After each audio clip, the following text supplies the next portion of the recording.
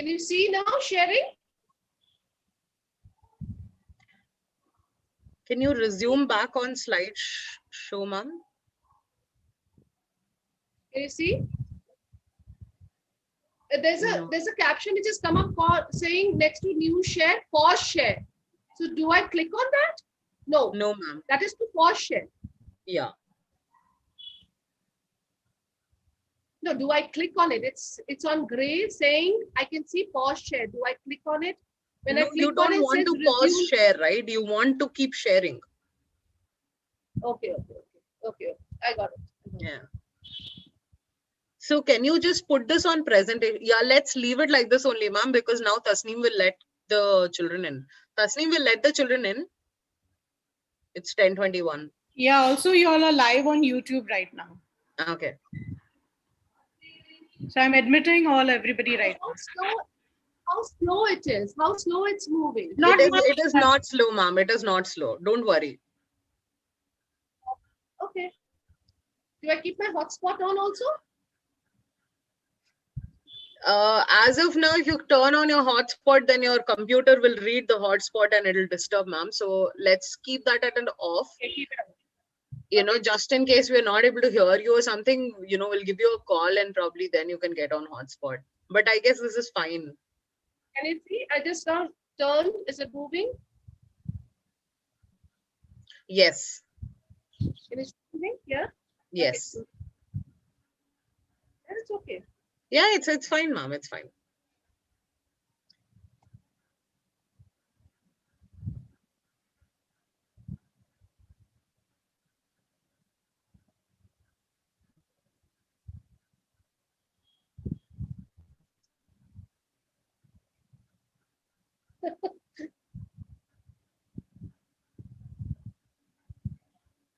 So this is wonderful sessions you're having. I saw yesterday's, because I got the link for yesterday. I didn't get the link for the day before yesterday, but I saw it anyway because it's on YouTube. So the moment the yesterday's session got over, I saw the day before yesterday's session. Okay. That's the advantage of having a YouTube, you know, when you save it on YouTube. Yes. Yeah, it's very nice. And I like the 6 days, 6 sessions. we have really good speakers along with us throughout the session, and very innovative contest for children as well. Yeah.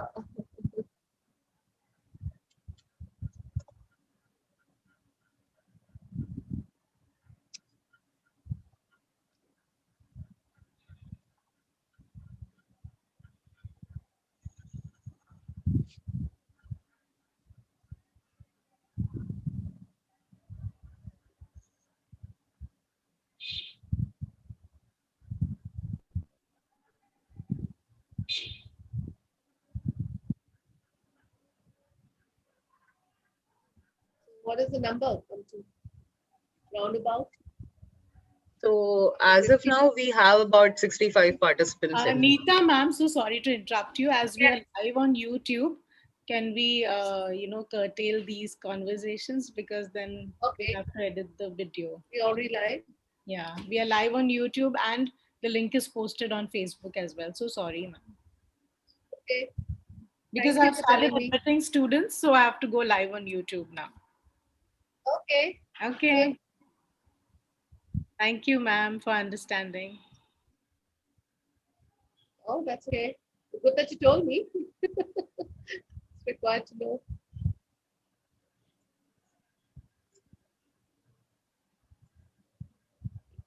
Hello, children. Welcome to today's session, day 3 of LitQuake. I'm sure all of you are super excited and all energetic for today's session. I'd like to thank all of you for coming in and attending these sessions with us, and for this continuous participation from all of you. We really love all the contest entries that you people are sending us. It is overwhelming at our end to receive so many responses for our contest, and thank you so much for that. Children, today's contest will also be provided during the session, And we will also give you the link for today's contest. And today's contest is extremely innovative and interesting. So definitely keep looking out for today's contest as well. And I would also like to congratulate Suhani Patel from grade 3 of Cygnus World School, Vadodara, for winning yesterday's contest. Congratulations, Suhani. And let's start off with, the main person for today's session, Nita ma'am. Before I give it over to Nita ma'am, I'd just like to introduce Nita ma'am to all of you. Nita ma'am is an educator, humanist, motivator, attitude changer, author, climate change leader mentor, and national coordinator for Waste to Wealth for TCRP India. She won several national and state awards. A Fulbright Scholar 2009, TEDx Speaker 2017. In 2008, she was personally trained and certified by former US Vice President Al Gore, a Nobel laureate, and the Climate Reality Change Project as a volunteer climate reality leader. Ever since, she has not looked back and has reached out to both defense personnel and civil societies, including the rag pickers. Rupa publication published her two colorful illustrated children's story books, Polytrap, in August 2016 and Hello Earth, Here We Come in April 2017, which were written to sensitize young minds in primary level and draw their attention towards various environmental issues that the world is facing today. Without further ado, I would like to hand over the session to Nita ma'am. Nita ma'am, all over to you. Thank you so much. Thank you so much. Can you all hear me? Hello, everyone. They Good can all morning hear to you. They can all hear you, ma'am, but they're on mute. So Okay. probably they can respond on the chat. All right. All right. So is my voice clear? Yes, ma'am. Thank you so much to invite me for this LitQuake virtual literature festival. Let me say that kudos to the organizers, to my friend Sugar, to everybody, Purple Stone, Bukaruk, Amoeba Shaping Education. You know, you have taken a very strong and a very positive step by taking this meeting virtual. So you've actually reduced your carbon footprint to a great extent. Imagine having a 6-day, 6-city session with all various authors and inviting them to Hyderabad and then organizing all the meetings. In spite of that, you have done even better than what you would have done live. But virtual meetings have now is like a way of life, and we can reduce carbon footprint to a great extent. So kudos to the entire team. Thank you so much for inviting me. So if you can see my slide, these are the two books. I have written Polytrap and Hello Earth, Here We Come. Yes, I'm a climate leader. I'm a national coordinator for Waste to Wealth. And my topic today is two climate stories. Hello, Polly. So Polytrap was my first book, which I wrote in 2016. And it was illustrated by my son, Ganguly. And it's a story of two seahorses. If you've seen there, the bigger one is the mama seahorse and the younger one is Willie. Do you know, children, that a seahorse stays in his father's brood pouch? It has a pouch and it stays in the pouch for about 45, 46 to a month or plus, and then it comes out. So this is Willie's first day out with his mother. So when he goes to this open sea world, he's amazed to see so many creatures around. Few he could recognize, the others he could not. So he kept on saying, Mama, what is that? Mommy, what is that? So based on this, I wrote a song, which I'm going to sing for you, just few lines. And the song goes like this. Under the water, under the sea, Lots and lots of creatures swimming but me. Tell me, Mama, what they? Tell me, Mama, what they are. Aren't you curious, little one? So I will tell you one by one. There you see is Mr. Whale, flapping his tail and all set to sail. Diving low is Stingray, looking for his next prey. On the rock is Starfish. Actually, it is not a fish. Oh, the song goes on, but I'm not going to continue with the song because I've got lots to share with you. So, because Billy was so inquisitive, so Mommy said, okay, fine, Billy, why don't we play a game? And they played a game known as I Spy with My Little Eye. Have you ever played that game? I Spy with My Little Eye, something which has 8 legs and it crawls around with big, big eyes. Can you spot what it is? Yes, the octopus. So they kept on playing the games one by one, one by one. First, Mommy said, and then Willie answered, and they continued playing. Finally, they, like Mommy said, I spy with my little eye something red with pinching claws, and it walks sideways. Mommy said next. It's a crab, asked Willie hopefully. What the dot, replied Mummy, gleaming with her that her son is so clever. So they continued playing, and finally Willie said, it's my chance, it's my chance. And he said, I spy with my little eye something that floats, and you can see through it. Turtles love to eat them, and there are many around us. Willie continued with the game. Oh, so Mummy got confused and she said, is it a plant? Asked Mummy.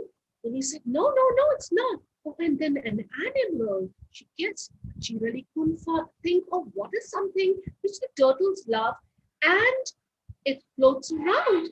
And so Mummy got a little confused. Billy was very happy that he asked a very difficult question and Mummy could not really answer. So she said, well, is it a fish? He said, not really. It's not really a fish, and was really having fun. So Mommy kept wondering, what is he talking about? What is he talking about? That was, and finally, Mommy knew what Willie was talking about because he says, the turtles love to eat it. But this is not something which a turtle should eat. The turtle was eating a poly bag. You know why? Because it thinks that a poly bag is nothing but a jellyfish. How sad. Do you know that there are many turtles which are starving to death because they fill their stomach with this polybags. Polythenes are also like jellyfish. They're transparent. Some of them are, most of them are. And when they're in the water, they move like a wave. And the turtles don't know whether it is a polythene. They have never seen a polythene. So they keep feeding themselves with these polythenes. And do you know, a study has said that 52% of the sea turtles worldwide have already eaten so many plastic. In fact, another study says by 2050, we will have more polythene, more plastic in the sea than fish, which is a very sad thing. So where are these polythene coming from?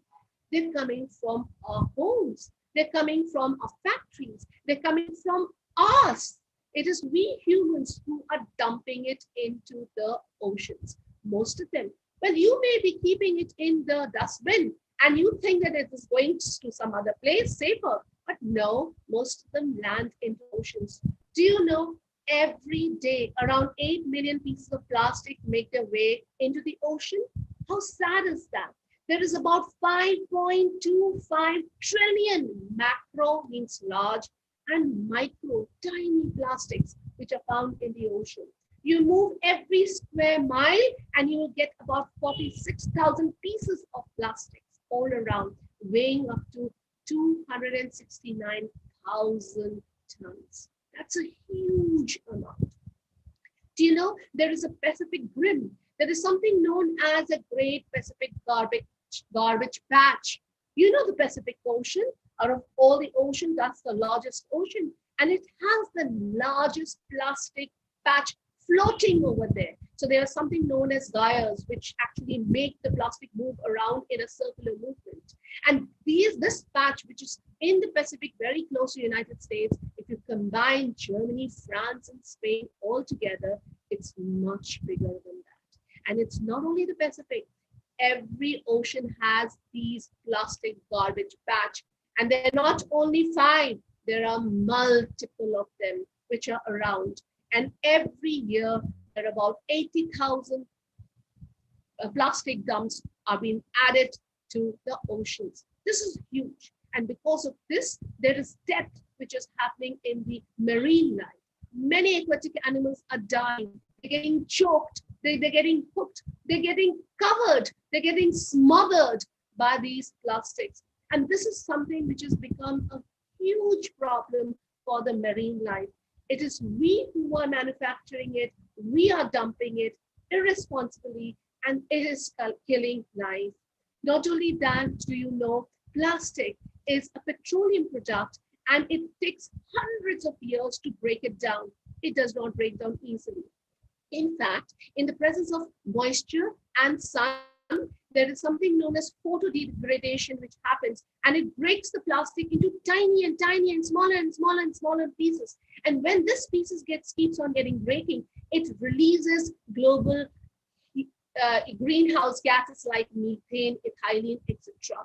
And this is causing not only global warming, but it is also, they get into such tiny pieces that even today, if you have your table salt, which is coming from the sea, isn't it? It's a sea salt. They will have plastic in it. In fact, scientists have recently found out that microplastic, they're so small, even through the xylem vessels of the plants, which sucks in the water, certain plastics are getting into the plants. That means it's coming into our food. Daily consumptions of our food, we are actually consuming plastic. And this is a huge menace. We need to think about it. Plastic is a problem. So this book actually talks about a solution, which is very simple. Solutions are very simple. All you need to do is give up all the plastic back, don't throw it indiscriminately, and you go for cloth bag. How simple is that, isn't it? So that is what we need to do. Just move on to cloth bag. And when you're going for shopping, you know you're going to go for shopping, and you know you're going to buy your things. So make sure you carry your cloth bag. Isn't that a wonderful idea? Well, the second book, Hello Earth, Here We Come, was again written by me, and I wrote it next year. And it was like a continuation of the first book. So the first book I wrote about the sea world. The second book, Hello Earth, Here We Come, is all about what is happening into our land and air. So these 2 books cover the land, air, water, all 3. So this was also illustrated by Ganguly, and the story is about 2 aliens, Ali and Alien, Ali N. So I call them Ali and N. So they decided to go to Earth because they wanted to have a picnic and they wanted to have a holiday on Earth because they heard a lot about this blue marble, which it's commonly called. And if you look, the term blue marble was actually, this is the first picture of blue marble, which was taken in 1972 by the crew of Apollo 17 spacecraft. And they took it. So when this picture was actually taken, why it is the most widely used picture even today is because when this picture was taken, the sun was behind the Earth, and therefore such illumination. Not only that, there are many other pictures which have taken of the blue marble, and you will find various colors in them. So you'll have green, yellow, shades of mustard, yellow, browns and all, which represents the soil, the earth, the soil of the earth. It also has a lot of blue color, and you know the majority of it is water, and the blue represents the beautiful water which we all need to survive and to live on this planet. And this planet is a living planet because of this water that we have. And the white patches which you see all around represents the snow, the ice, which you'll find over here, and the clouds, yes, and the clouds too. So this is a picture, the colorful picture of a blue marble, the home that we all share. So Ellie and N were about to land, and they were very excited. And so when they were getting ready, packing their bags, one of them asked, and they said, do we need masks to wear? So and said, no, really, we don't need to, because there is oxygen and we can breathe the oxygen as fresh air. Of course, now if I had written this book, I would have written about the pandemic which we are facing. And mask is so, so, so important to safeguard us from this virus, which is actually created a havoc. But this book it's this mask they're talking about is the oxygen mask that we are talking about here. And so Ellie and N took their backpack and their camera and stepped out of the spaceship, looking around with curiosity. However, they were uneasy in no time. Oh, I feel it's a little funny and my eyes are burning, said Ali. Me too. I feel choked, said N, coughing. Let's get inside our spaceship. They turned on their heels and rushed inside the spaceship, gasping for breath, and closed the door to the spaceship. Are you sure this is Earth? Asked Ali. The air outside is so polluted. Maybe we are in the wrong spot. So let's explore more. And that's the fact, isn't it? People go out for picnicking, they enjoy, and this beautiful spot which you can see over here with trees and grass, they've littered their garbage around and they just throw it where it is and they move on. That's not a right habit, isn't it? But because of this littering, it causes a lot of problems. And that's the problem we need to tackle. This is not a sign of somebody who really loves their planet Earth. So we need to have this feeling of loving our planet Earth, and that's what we need to do. So they moved ahead. They moved ahead and they were near a factory area. The air was polluted over there.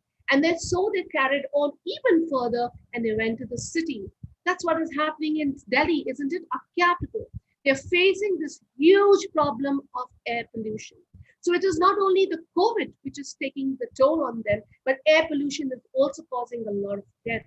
In fact, air pollution is one of the cause of death. 6 million people die every year because of air pollution in the world. And India tops the list along with China. Now, do you see this blue ring over here? This blue ring is the atmosphere around this planet Earth. Do you know how vulnerable it is? Do you know how thin it is? To understand exactly how thin it is, if I take a football and I nail varnish it with a nail polish varnish, just one coat, whatever is the proportion of that ball to the nail varnish coat is the proportion of the Earth to the atmosphere. And it is highly vulnerable. It is very thin. And what are we doing to it?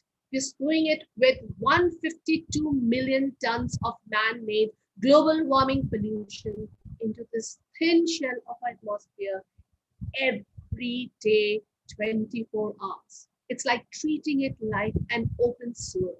So Jane Hansen had once given a TED talk in 2013, and he said that currently the rate at which we are pumping in our pollutant into the air is equivalent to 400,000 atomic Hiroshima bombs, which we are bombarding every day. So 365 days for every days we are doing it every year. In fact, now in 2020, this number, when people are quoting James Hansen, they say it's 500,000. So it has increased. And this is very sad because 50 years ago, we had celebrated Earth Day, thinking people are going to become more conscious about the environment and reduce the pollution.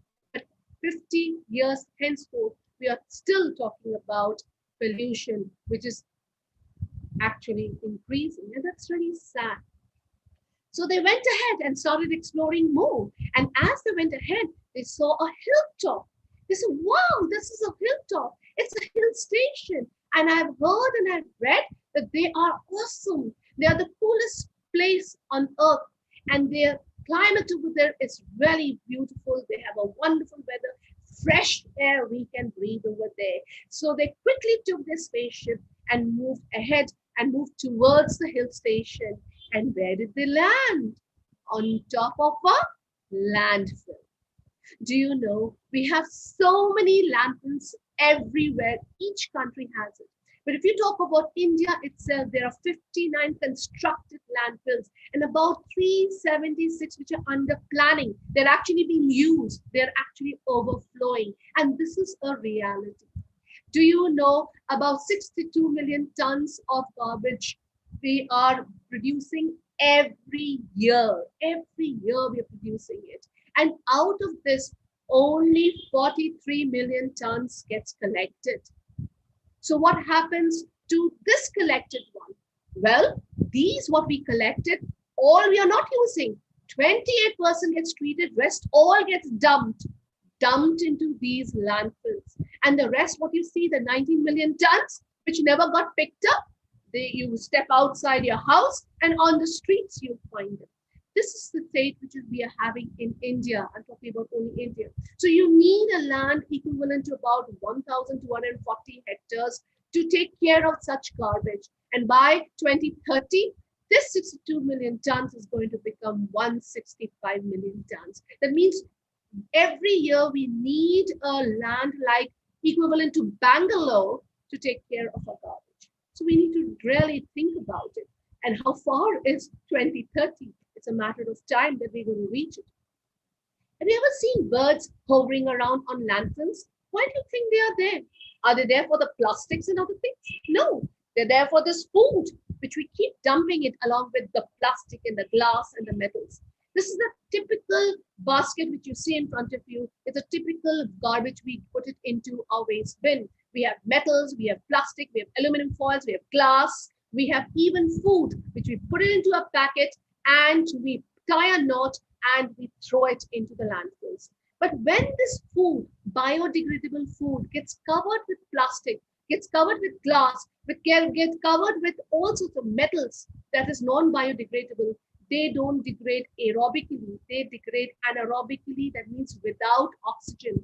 And it produces a huge amount of methane gas along with carbon dioxide gas.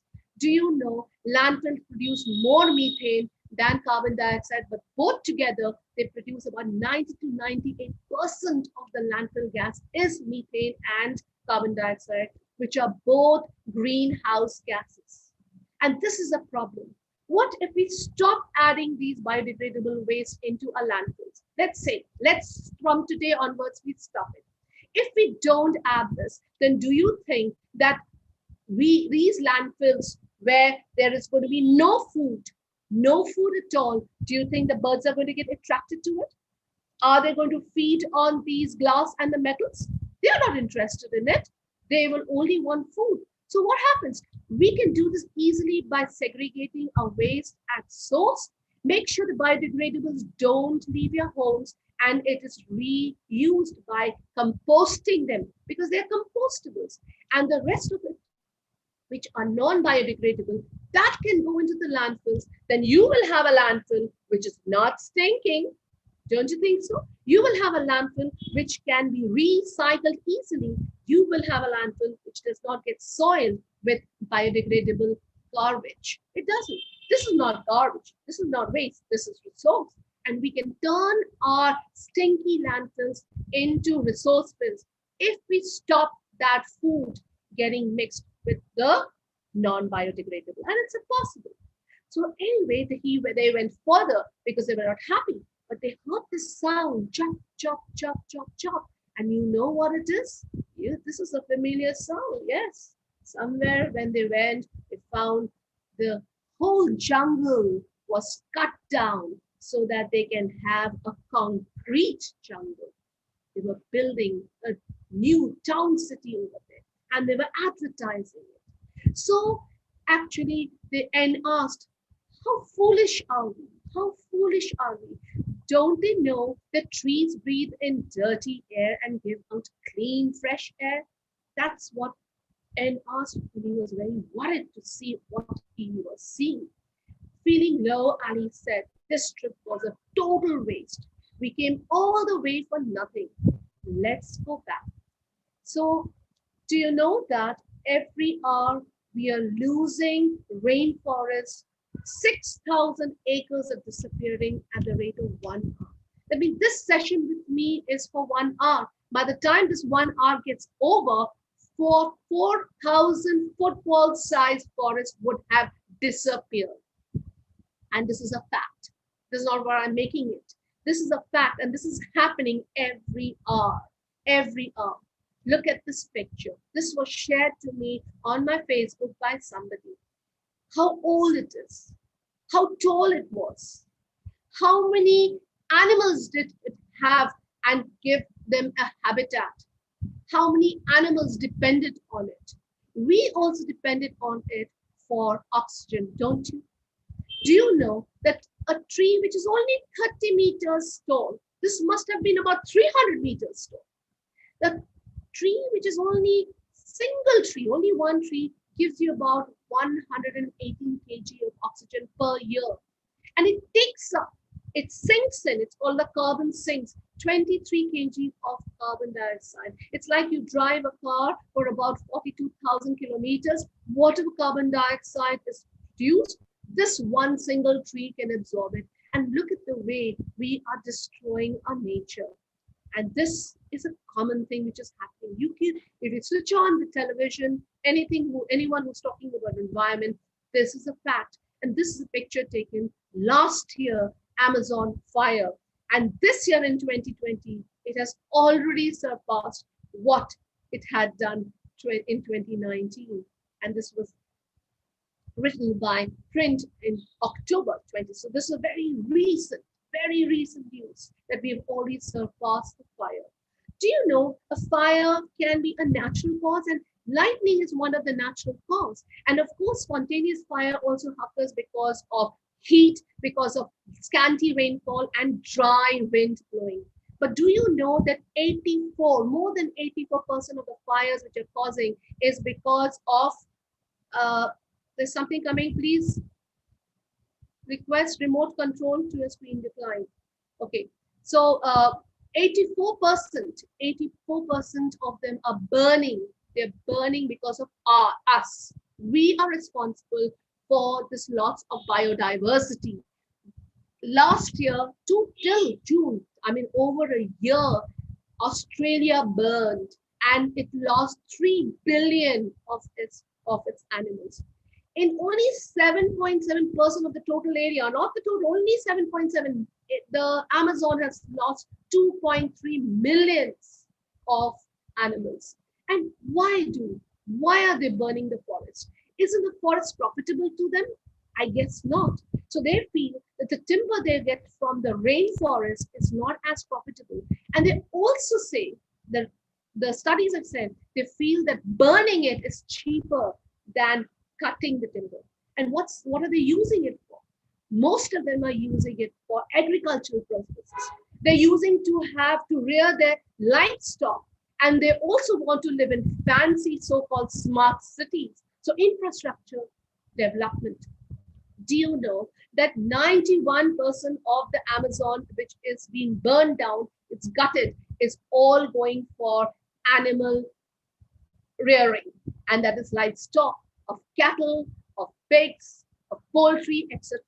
And altogether, if you see, the animal agriculture is actually responsible for 51% of the greenhouse gases. This is disastrous, but we can stop it. We can stop it if we can plant more trees. It's the trees who can stop it, and we need to do that. So in the end, they went ahead and they says, let's see if we can find another spot. So they took the spaceship a little away from the Earth, and they really couldn't find the spot because most of the places are developed or are developing. And this is what the problem is. So they could have just turned around and said, okay, fine, let's go back home. But they didn't do that. They came back to Earth and they showed themselves to the humans and they interacted with the humans. And they said that, hello, people of Earth, you've come here in peace. Planet Earth is crying for your help. You can be the change and save your one and only home. Yes, this is the one and only home we all share. And we will share some simple ideas with you and follow them and live in a pollution-free world. So what were the ideas? They said, plant more trees. Make sure your trees which are already there don't get cut down, don't get burned down. Take care of it, nurture it, go for a cleaner technology, cleaner energy. Not necessarily when you talk about clean, you also need to see how they are manufactured. So you need to actually research and find out how clean is your green energy. That is a task you can do. But simple thing which we can do at home is take care of the garbage that we are generating. So segregate them at source, compost the compostable and the recyclables. Make sure you give it for recycling after sanitizing them properly, especially now because we are in the COVID world. So this is what the message Hello Earth gave. And Polytrap gave another message of switch over to more usable and recyclable bags, which is nothing but cloth bags. You go for shopping, make sure you carry your bags. This is the message both the books gave, and I'm sure this is so important now. So before leaving the planet, both Ellie and Anne said bye-bye, and they left the 4 fantastic 4 hours with the humans. That is for us. We need to reduce, we need to reuse, we need to recycle, and the most important thing is rethink. Start thinking in those lines is important. So the task which I've thought for today is an eco-responsible task. And that task is that on the basis of this last page, reduce, reuse, recycle, and rethink. I want you to start implementing the fantastic 4 R's if possible. So what you need to do, you need to actually need a camera. You all have mobile phones, isn't it? So you need a camera and you need to write a caption for that photograph that you take. So let me share an example with you so you know exactly what I'm talking about. So you can take either a single picture or you can take a multiple picture, but you need to make it one. So you make a collage. So it can be a collage or a single picture. And you also need to write a few lines with the caption. You need to write a short story. So like I'll share my story. 2018, I started doing Shramdan. I started going to various places on Sundays. I devote 2 hours cleaning up this place. This is a place in Pune and it's a Kavadi Pat. It's near a river. And when we used to go there, it's strewn with plastic, it's strewn with bottles, it's strewn with this thing. So I started collecting and we started cleaning it up. And so it used to happen every Sunday. And it's like every Sunday I used to go, I used to find whatever we cleaned last Sunday, we're back to square one. That's because the water keeps bringing in all these plastic. So I decided for 2008 to seriously go into my plastic drop box. I still have this basket and I put every plastic inside it, either into a bottle or a basket, and I don't throw it in the garbage bin. So when the garbage collector comes, I give it for the correct people who will actually use this plastic in a more effective way, and I'll share it to you in the last and in the end. Another thing I do is when we came to Bombay after my husband retired, we used to have this coconut water every day. So every day you're collecting so many coconut waters. I could have chucked them, thrown them, but I don't do that. What I do is I ask that person to make a hole at the base and then I keep it outside for it to dry. Even in fact, the crows come and scrape it and clean it for me and I use them as my planter. And this is my reusing. So reducing, yes, reduce your plastic, reuse whatever you can, and recycling, yes, I'll tell you why I'm saying it's recycling, I do in recycling. Well, plastic, if you give it to the right people, do you know the plastic can be recycled and from plastic you can get back your diesel. Yes, it's a petroleum product, but you can get back your petrol again by a simple process known as TCD, thermocatalytic depolymerizer. You will find out about it. And here also, all the fruits that we eat, we don't throw the seeds. We always recycle it by sowing it. So I get my plants, all my plants in my balconies are from the fruits that I've eaten and the seeds I have sown. So I do reduce, reuse, recycle, and I keep thinking about new ideas. So if you have this new idea that you want to share, take a picture, write few lines, give a beautiful caption, and submit it to the organizers. And there will be an attractive present for you. So do that. So these are the 2 books, as I said. It is available on Amazon, Flipkart, Sapna Books, and Mark My Book, as well as Funky Rainbows. You can Google and you can write down the name, write my name, and these 2 books will appear. Remember, It's not only that we reduce our footprint, but we also have to increase our handprint. So handprint means take action, be eco-responsible, and take the right action to take care of this one and only planet we call our home. This is the only home. And what's right comes in front of you is Sare Jahan Se Acha, Jai Hind. Thank you so much. Be the change. Thank you.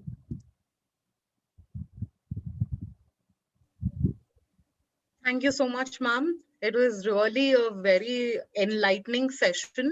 Understanding that how, small things that we do, maybe without realizing how it's actually affecting people around us, and as a whole, the earth around us, we really don't think. I mean, it just got us thinking that, we always just tell, put all the kachara in the dustbin, but we never realize from where is that going into. So I'm sure that all the children also are now going to give a thought about it. So children, we now open the forum for questions. If you want to ask any question to the author, you can go ahead and type your questions in the chat, and we can go ahead and ask ma'am the questions. So while we wait for the questions to come in, ma'am, I think I would personally like to ask one question. Yes. That would be that, we always keep thinking about, segregating wastes. We basically come up with two types of waste, that is, wet waste and dry waste is Yes. something that we always have it in our mind.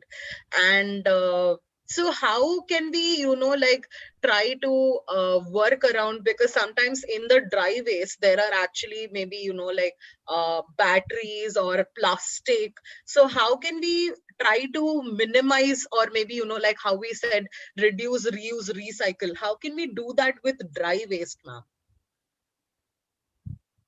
So you see, when you spoke about batteries, now if you see, we have a wonderful device with us. Is we have the internet, on a fingertip. So find out the batteries which you are using, how friendly they are to the environment, what the harms they can cause, and what is the other source or the alternative source we can go for. And whatever batteries you have, they are actually come under the e-waste. They should not be actually thrown with the plastics and the other things.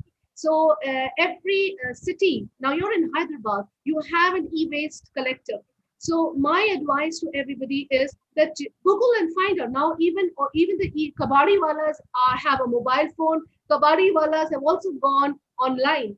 So find out who is the e-waste collector in your vicinity and get in touch with them. Like I have done that even after I've come to Bombay. I've got in touch with the e-waste collector in Mumbai, and I'm in touch with him. I have his phone number with me. So you can do the same for your city. So remember, when you have batteries, what I do basically with batteries can actually leak out their acids and all. So I just take any plastic container, like any plastic container I take, and I put the batteries in them. I just don't leave it like that. So have a little bin for the e-waste. So when we talk about e-waste, it's anything which has got an electrical device, anything which has got chemicals and all, batteries come in, mobiles come in, television, wires, phones, even whatever, even bulbs, all these come under e-waste.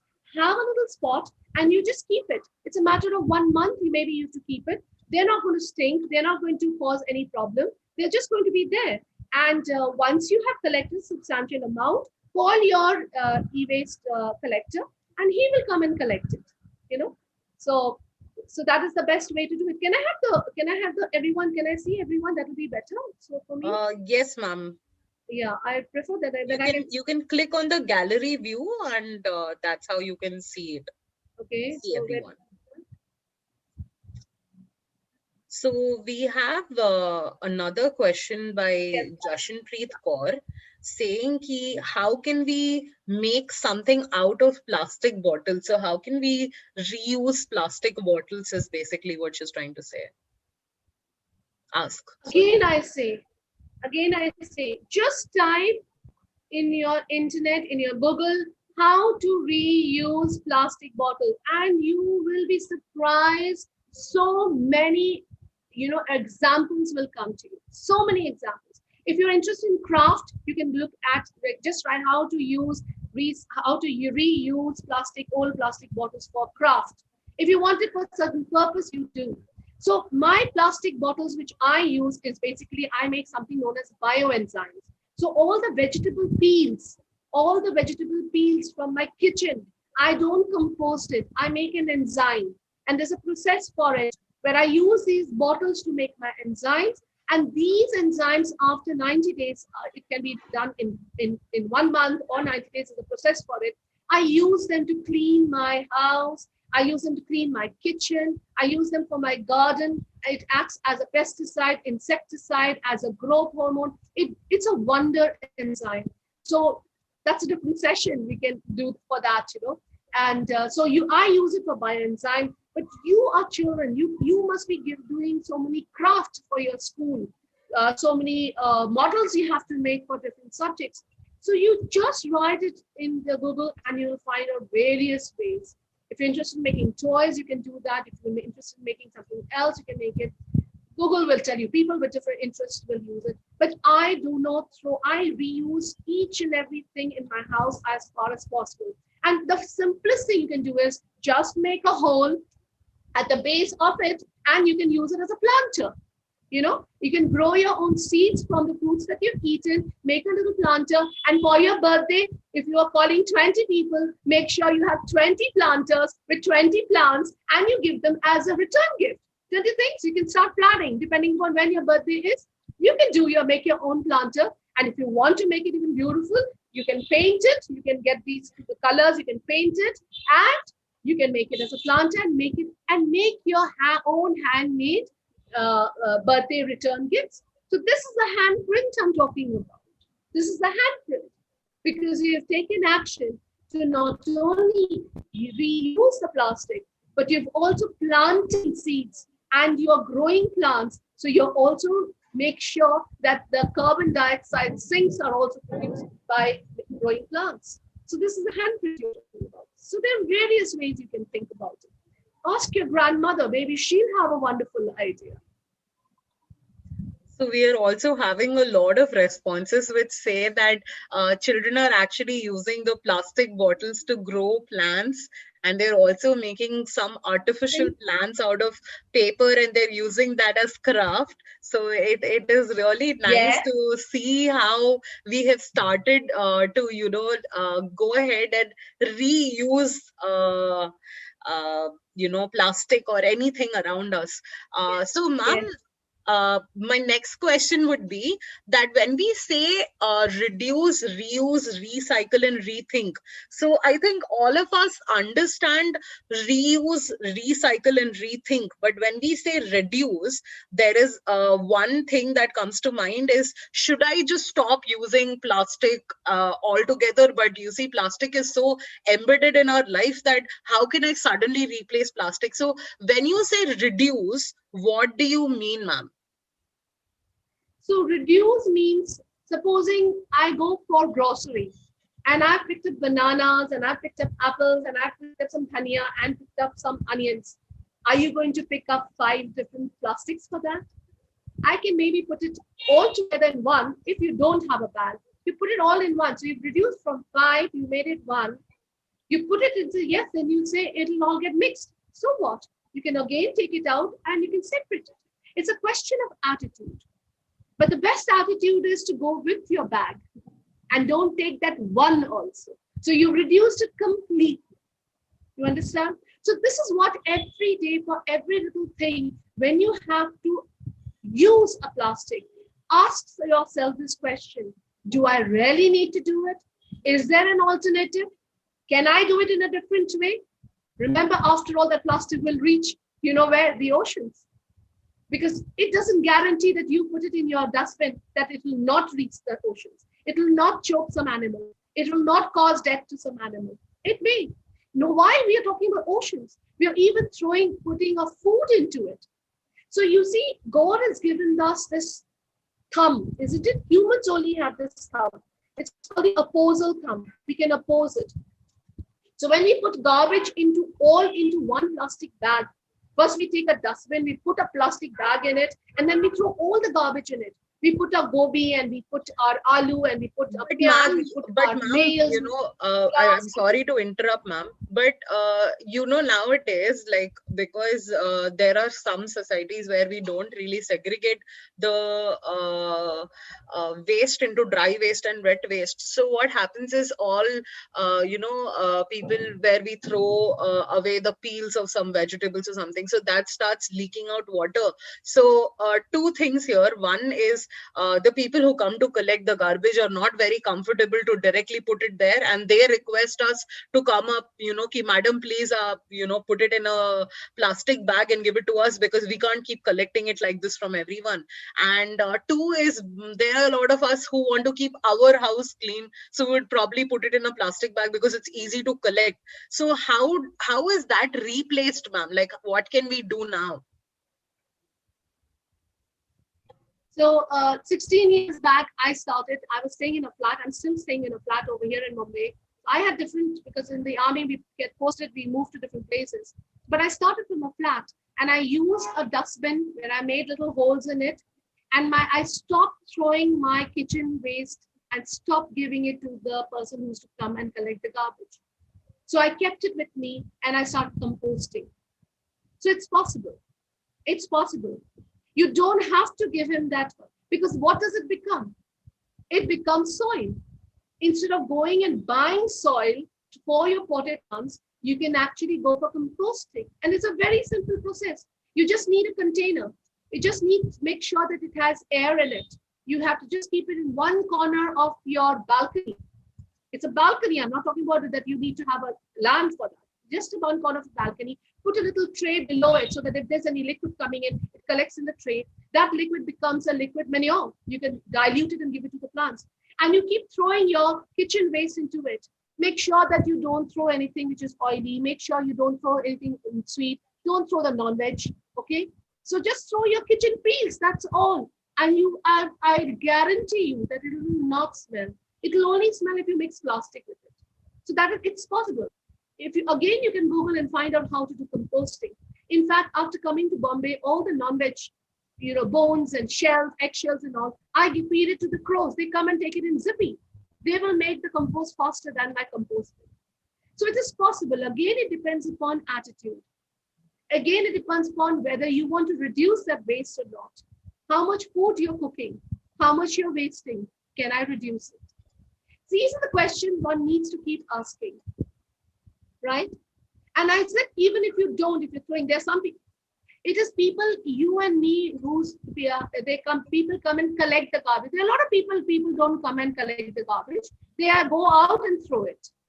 And that is what I was saying. What do? They put in a plastic bag, they tie everything with the nails and glass and the food and everything, and they throw it outside. And who eats it? The cows eat it. So we say, Gai hamari mata hai. But if Mari Gai Mata hai, how are we treating our Gai? See, some people say, well, I did not throw it, my maid threw it. But then it's coming from your own house. We have to take responsibility. So the opposal thumb which I was talking about, we can tie a knot, we can untie a knot, but the cow does not have an opposal thumb. It cannot untie that knot and eat that gobi or the aloo, which it is smelling. It takes in the whole packet with the nails on the glass. So this is the sense of responsibility. We need to rethink about this. So we need to, if we think about it, there is answer to everything. It's just that a habit. We've got into the easiest way of throwing things. But when we throw something, it's going somewhere, isn't it? So we need to change an attitude. That's why I said it's important to rethink, re-look into what we are doing, how we are causing harm, and how we can correct ourselves. If you have learned to do something wrong, we can always unlearn and relearn to do something right too. So it's all about attitude. So instead of giving that food waste to the garbage man, why didn't you start composting at home? If I can do it in a balcony, which is a very small balcony, and I don't get any smell, and I get every 4 months I am getting a bucket full of, humus, compost, which is absolutely black and I just get one outside in my balcony for drying, and I do it, and I don't get any smell. I've got 3 bins outside. One gets over, I start with the next. Then one gets over, I close it and start with the next. And I've been doing it for 16 years. Traveling to different parts of the country. Last 8 years, we had 8 postings. I moved 8 places with my bin because I feel this is my responsibility. So when a landfill burns and the plastic burns with it, and it takes out dioxin, which is a neurotoxic, which we are all breathing, I know that the landfill is not burning because of me. I did not cause that fire. Because I have not thrown my kitchen waste and my garden waste for 16 years. Everybody can do it. It's a very simple thing. If you want, I can again give you another demo and we can show you exactly how to do it. I think I did one presentation with you where I showed you how to do it, right? Yes. So it's possible, but it's the attitude which we need to have.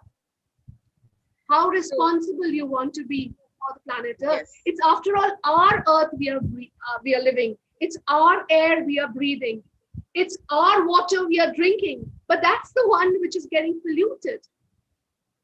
So both parents and children need to think about it. Your filter is not going to do all the things. As I said, microplastic, every salt you take, when I'm taking and I'm putting the salt, I am consuming plastic. There are microplastic with it, which I cannot, it's impossible to remove it. They're so tiny. They're even smaller than the crystal of the salt. Unless I dissolve it and filter it and all, I cannot get rid of plastic. I am consuming plastic every day. And this is not because nature has provided it. This is because we have done it to our nature. So we need to have that. Nita ma'am, there is a student named Parneet Kaur, and she wants to know how can we recycle glasses? What can we make from it? Again, there's so much of art and craft you can do with glasses. Again, you can use it as a planter.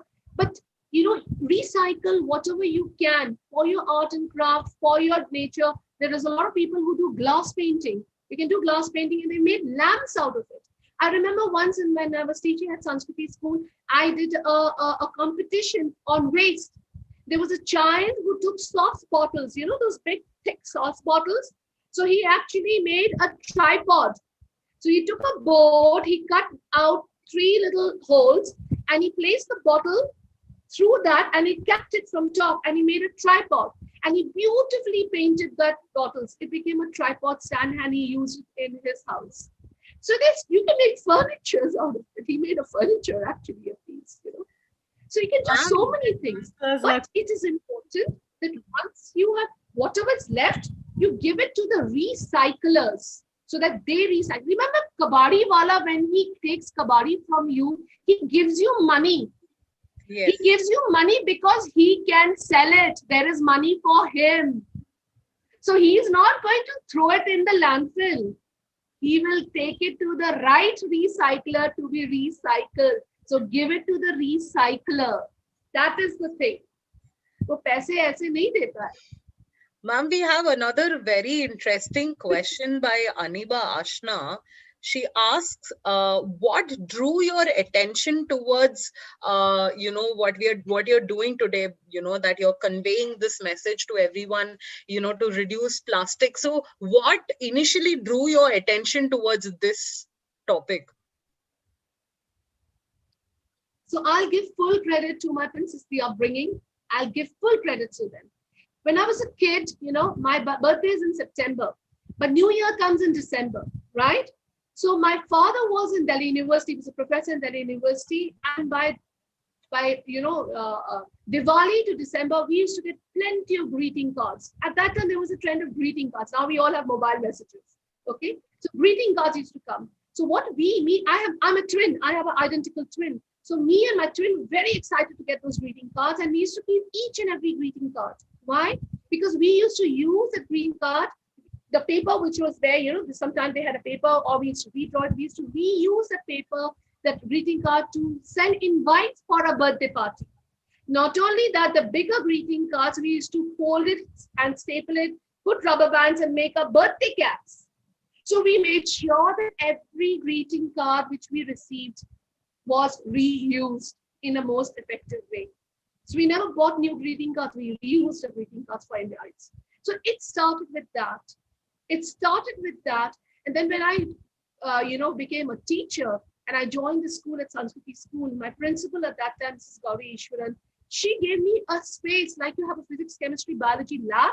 I had an environment lab too, and I made it into a functional lab where the curriculum was there, the syllabus was there. The syllabus was from the environment dates. Based on that, I made it. And there was not a single book I had it there. There was a totally an activity-based lab. And from there it grew. And my resource was my garbage bins. So in the school, we started segregating the paper separately, the biodegradable, which were all the kitchen waste from the canteen and from the tiffins, which used to go for composting. And the recyclables, like you have plastics, glass, whatever, we used to do it. So that became my resource, and I started with that. Not only that, I also got in contact with a rag picker, because a school cannot use a plastic and a metal and all. So I got a rag picker. So the deal with the rag picker boy, he was 14-year-old when he came to my school. So the deal with him was, you go to school in the morning, afternoon by 4 o'clock, you come to my school. All the waste will be segregated, not mixed, segregated separately. The biodegradable, compostable will go for composting. All the paper, some of the paper, not all, but some of the paper and the plastic and the metals, he will bag it and sell it. What he used to do by roaming the street of Delhi for 10 hours, he finished in 2 hours. So when I asked Abdul, bada hoke kya banega? Main bada hoke padha likha kabadi wala banunga.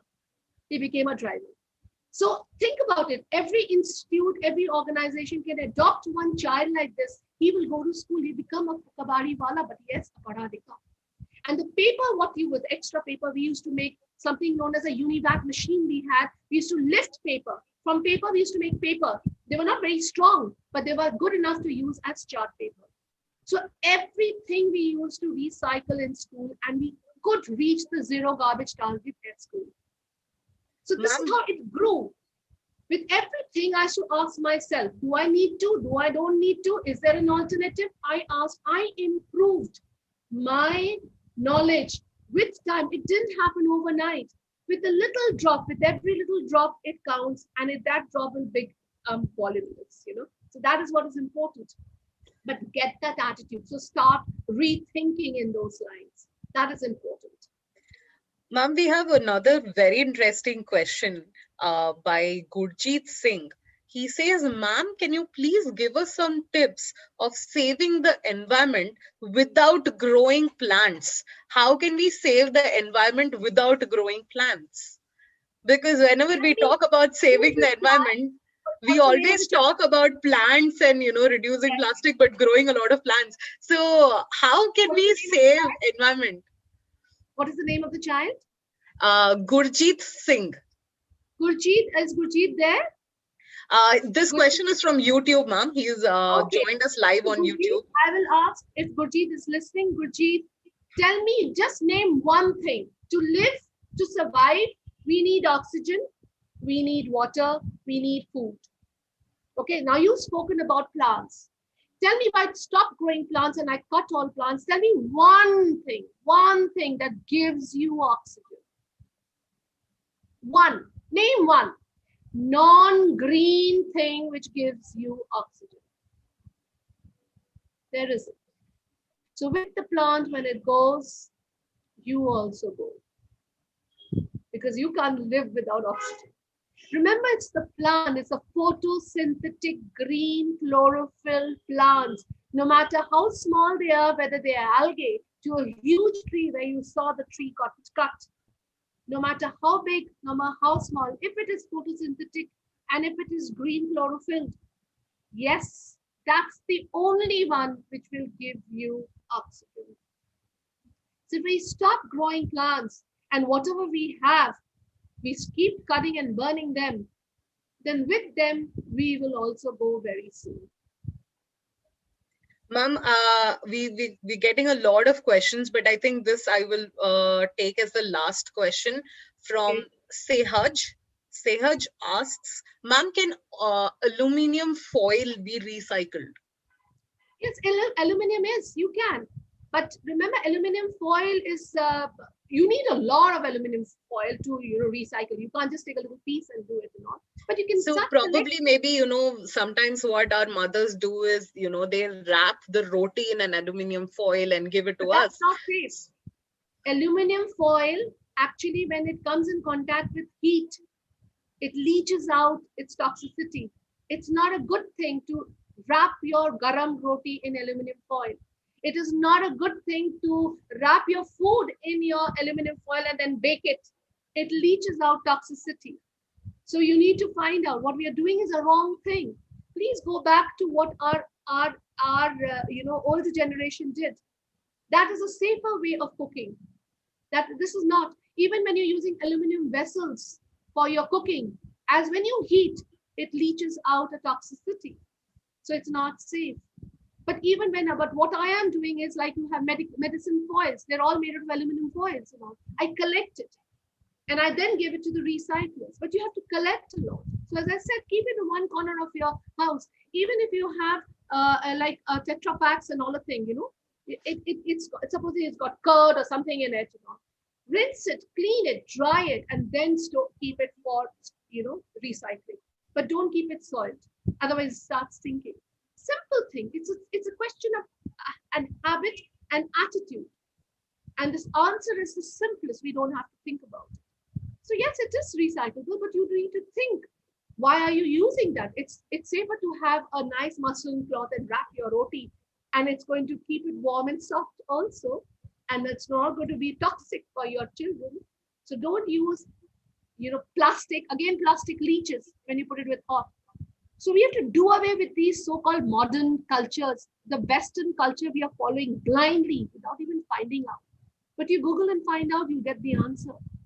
It is unsafe to even use a plastic vessel and heat it and eat food in it. Plastic also leaches out a lot of toxicity when the food is in contact with plastic for a long time. True, ma'am. Thank you so much, ma'am. It has been a pleasure to have you here today with us. And I'm sure that students have seen the world today in a very different angle and try to analyze everything that we do. If you're picking up something, do we really need it? Or if we are trying to dispose something, we start thinking, are we doing it the right way? So I think it's very important for all of us to have that thought.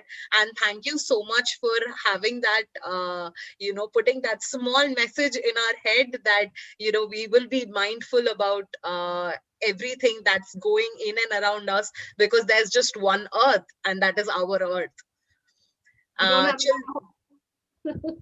Children, I hope you guys had fun as much as I've had. We kept sharing the link for the contest. A lot of children were asking us what the contest was. The contest is where you click a picture which describes the 4R: reduce, recycle, reuse, and rethink. You click a picture, write a small caption and a short story. You click these pictures and upload it on the Google form that I have just shared with all of you. You can go ahead and upload it in that. Remember that the contest is live only till 5 p.m. So try to put all your entries by 5 p.m.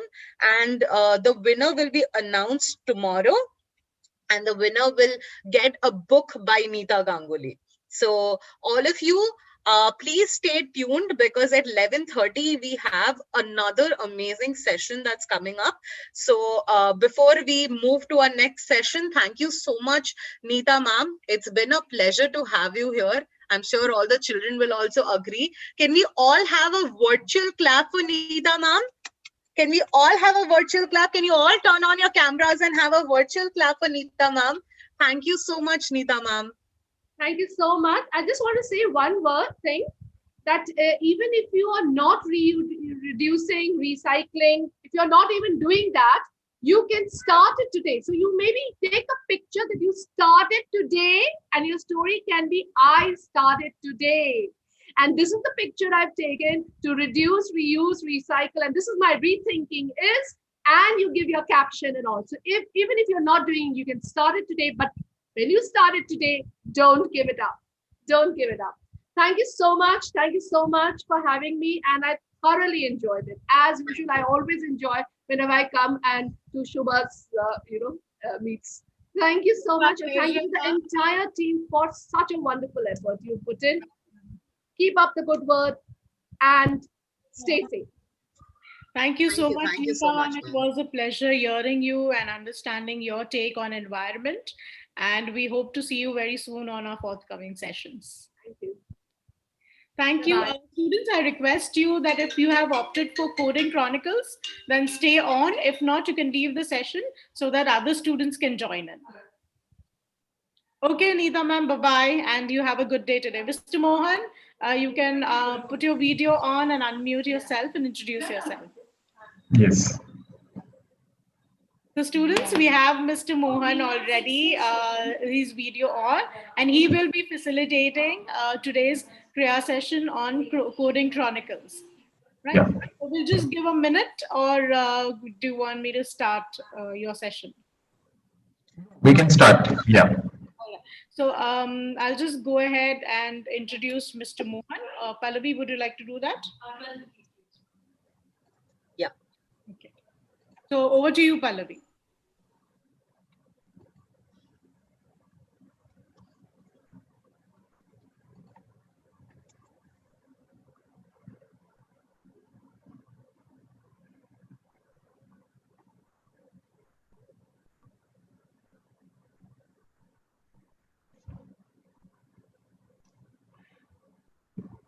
So I can start sharing my screen in the meanwhile. Yes, sir. So just give me 2 minutes. You can start sharing your screen. Just 2 minutes. Yeah.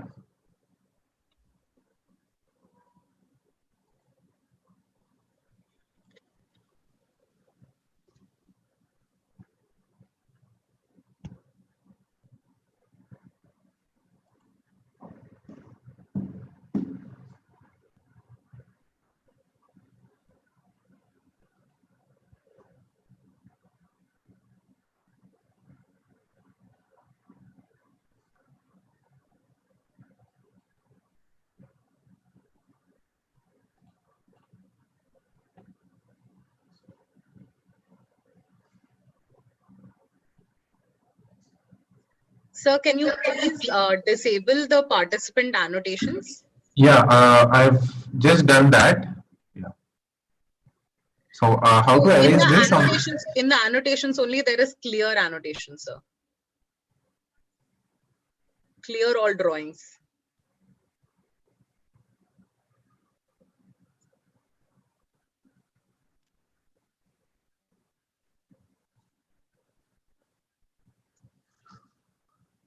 Did you find it, sir? I just found two options: allow participants to annotate and show names. So on the top of on that bar, sir, there is a button called annotate.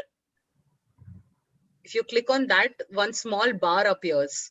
In that you have, or you can just stop screen sharing and start again and immediately annotate. Yes.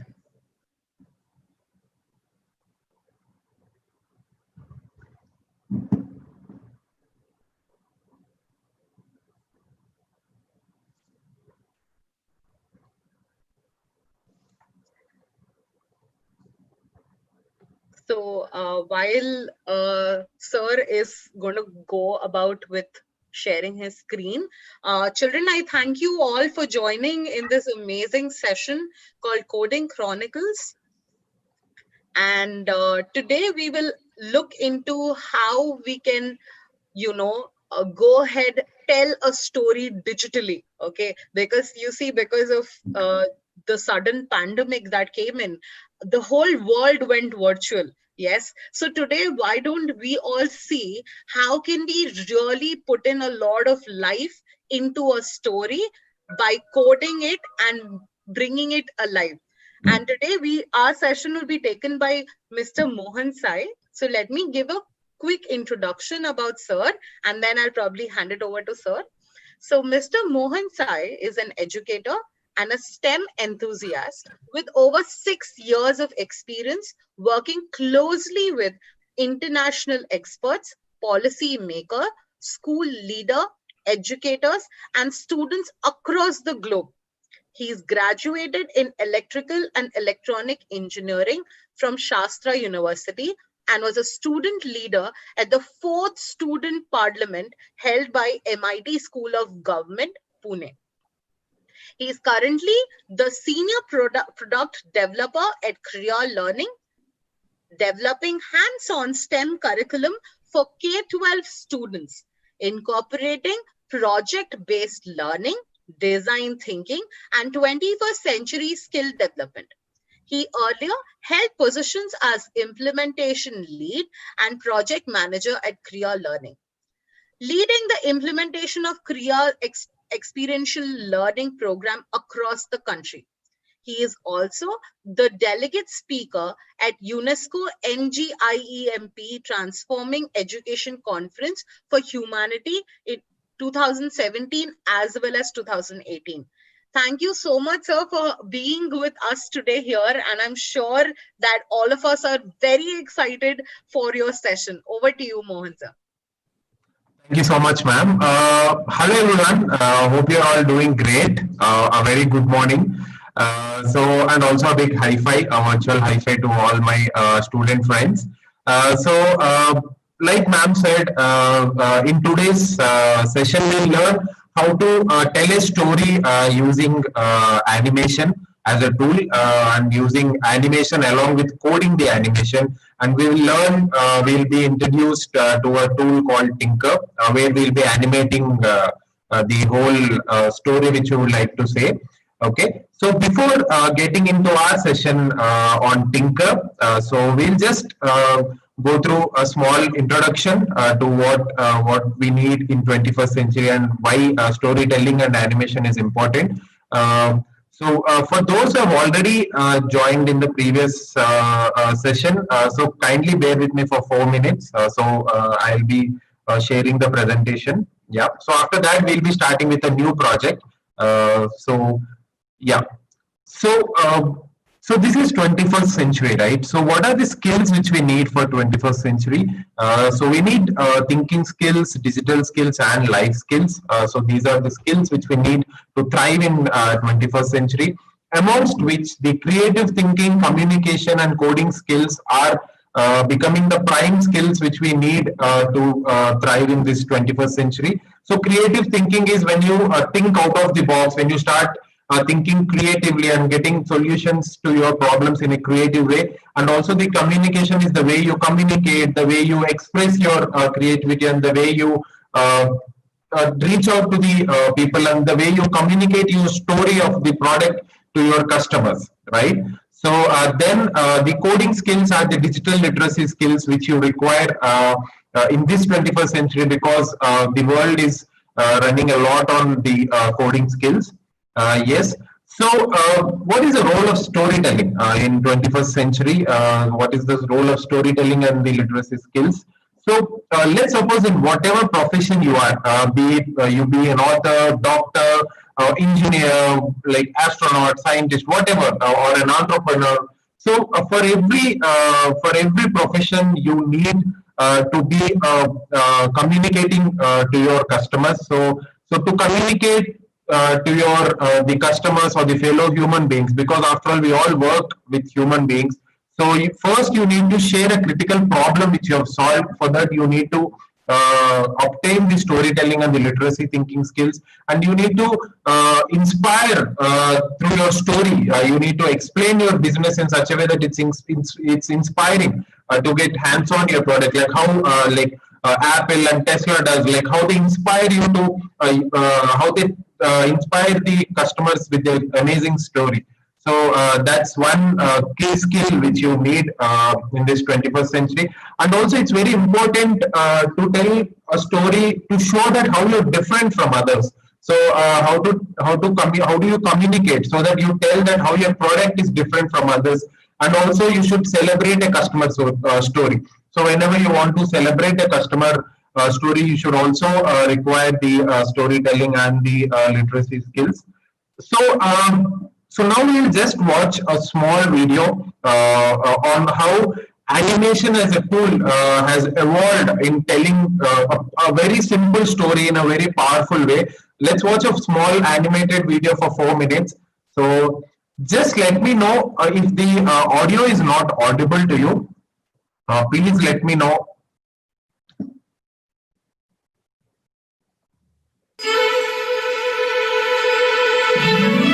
So is the audio audible to everyone? Ma'am, Yes, someone, yes, sir. Yes, sir. yes, The yes. audio is Okay, okay, okay. Thank you.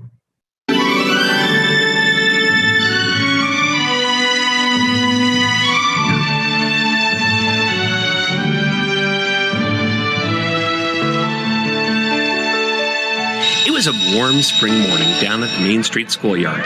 Excitement was in the air. Hey, check this out, said Charlie. The school's Going Places contest has been announced. Come on, let's go get our kits. And so the kits were handed out. Everyone identical. Everyone with a set of precise instructions. Each student set off to work. Charlie knew how to follow directions. He made great progress and was quite proud of his work. Meanwhile, Maya was taking her time. She watched the world around her, noticing other ways things go places.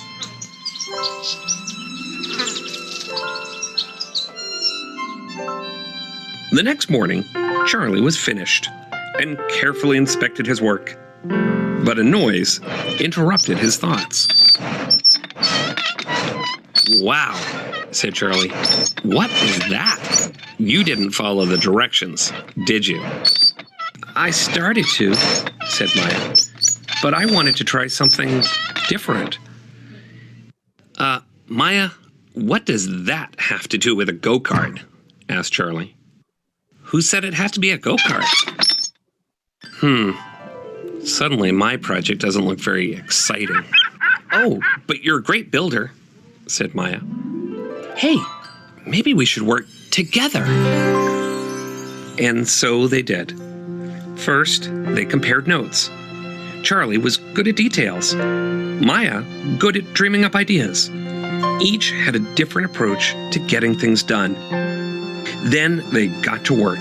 Side by side, they helped one another to build something new, something inspired, something spectacular. The next morning, everyone gathered for the final challenge, the big race. Each student stood alongside his or her finished project, each cart a perfect replica. Well, almost perfect. Ready? Asked Charlie. Ready as I'll ever be, said Maya. Some of the other students weren't so convinced. Ha! You may think you're going places, but you're just going to lose. Students, start your engines. On your mark. Get set. Charlie shouted. Maya, they're all ahead of us. What are we waiting for? No worries, said Maya. Flaps down, throttle up. What? Whoa, did you see that? And we have our winner. Charlie and Maya were ecstatic. We did it. We finished, said Charlie. Finished? I don't think so. We've only just begun. Right. Flaps down, throttle up. And off they went. They really were going places. They were going above and beyond.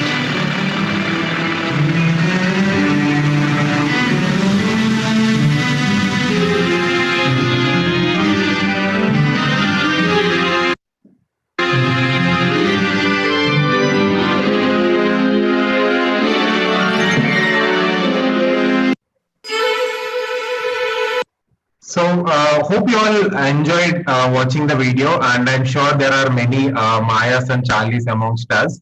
So that's a very powerful way of communicating your story using animation, right? So animation, using animation, you can communicate whatever story you want. But there is also a very deep coding and a deep technology behind like animating a particular scene, right?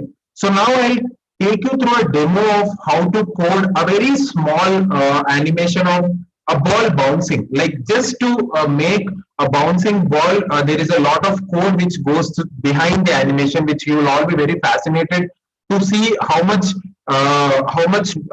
process has to go behind even just moving a small ball from one place to another. Okay, so now I'll begin with the project. So first I'll show you what is the animation which we'll be doing, and then I'll show you how we'll do that. So this is the animation which we'll be building today, which we'll be coding. So if you see, there is a small blue ball, right? Like so this is this ball.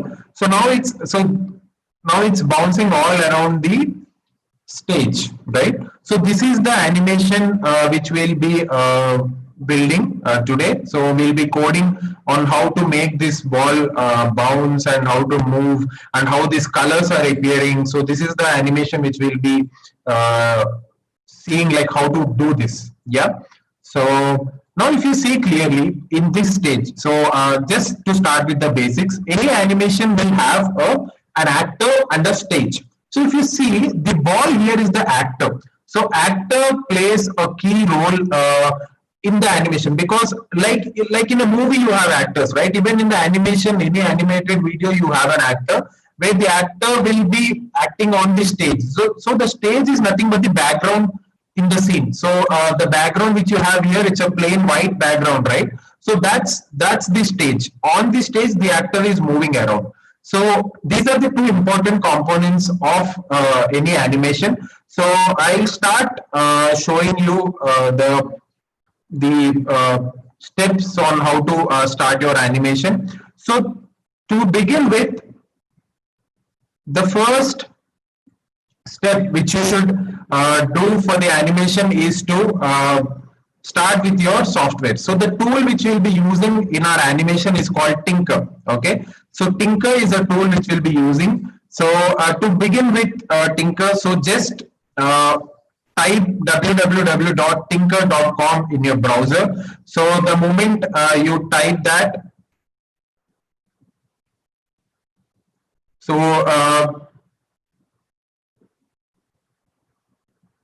then the website is open. So once the Tinker website is open, you will have an option to sign in. So all you need to do is just sign in. So once you sign in using your credentials, you can start accessing the website. So once you're done accessing the website, you will have something like this called as a dashboard. So this is the dashboard of the Tinker tool. Okay, Tinker is a tool which you'll be using to create the animation. So this is the dashboard which you'll have. So this is called the command area, where you will have all the commands, and this is called the coding area, where you will actually code your animation. So here you will have the actor. Here you can say actor, right? So there is a small monster here. So this is called the actor area, where you will add all the actors. So here you have option to add actor. So here you will be adding all the actor, and this is where you can see what's actually happening in your animation. Like when you click on the play button here, whatever animation you have created till then, you can actually see that. Okay, so I start beginning like how to start with the coding. Now I'll start the project. Like for the bouncing, the colliding, the collide and bounce, right? We have saw the bouncing ball. So we'll see how to do that. So first, as soon as you open, you will have this page where you will have all this code and all this. You will have a default actor. Our actor is not a monster, right? Our actor is a ball. So this should be removed, the default actor. So to remove that, you will click on the three dots, which is the more options, and then you will click on delete. Because we want our actor to be a ball, we will be removing the default actor which is given by the Tinker. Okay, so then we click on events tab, and then so we have the on start command. So for any programming, if you want to start the program, so you have to tell the your computer to start the program, or else the computer will not understand to start, right? So you, for that you'll be adding this event command, which is the on start. So then the computer will understand that you're starting the program. So first we'll be adding that. For any code, you'll begin with the on start command. Yes, so this will activate the program. The on start command will activate the program. Then we'll go to the physics tab. So now if you see, like I've already told you in the beginning, we have a stage under the actor. There are two components in our animation, right? So if you see now the stage is selected, we have not added the actor yet. So now we are programming the stage. So now we are actually coding the stage. We have not come to the actor. So to code the stage, so what is happening in our project? The ball is colliding and bouncing on the walls, right? So for that there is certain, so we have to add gravity to the stage. When you add gravity to the stage, the ball will collide and bounce across the stage. So that's where you have to do the coding to the stage. If you see here, the option, the stage is selected, right? Here it is stage. So it means that you are actually coding the stage. Stage is the background of your animation. So now we will be clicking on the physics tab. In the physics tab, you will have the option to start physics. So the moment when you're clicking on the option start physics, the background of your animation will start having the gravity and restitution. Restitution is nothing but the bounciness. So any actor which you add, when it has to bounce, you will be adding restitution. So now we have added start physics command. So yes, the start physics command will allow the natural physics laws to be applicable on the stage, the natural physics laws like gravity to be applicable on the stage, and then we'll save the animation. It's very important to save the animation at each step. Now we'll name it as mess it up, because we are messing it up the whole screen with our the colors. So you can name it as mess it up.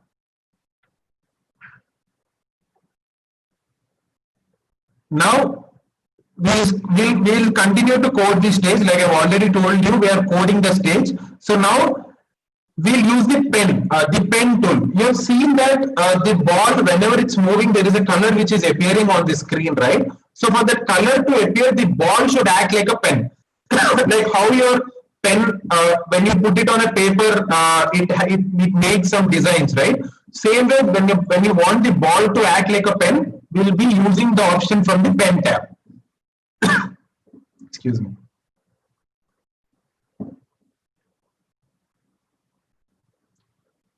So we are adding this clear option.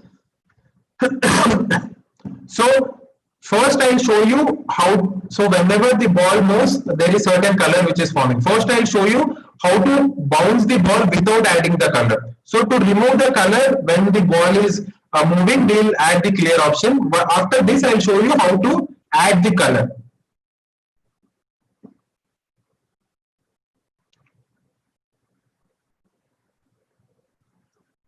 So this control tab, we have all the loops. Loops are nothing but when we want to repeat any instruction, we will add a loop command. So in the loop command, we are adding the forever loop, because we want our ball to just collide and bounce on the screen forever. We don't want it to stop. So that's why we are adding the forever loop. If we add the repeat, like there is a repeat loop below it, right? Repeat 10 times. So it will only collide and bounce 10 times, and then the bouncing will stop. So now we'll add the forever loop.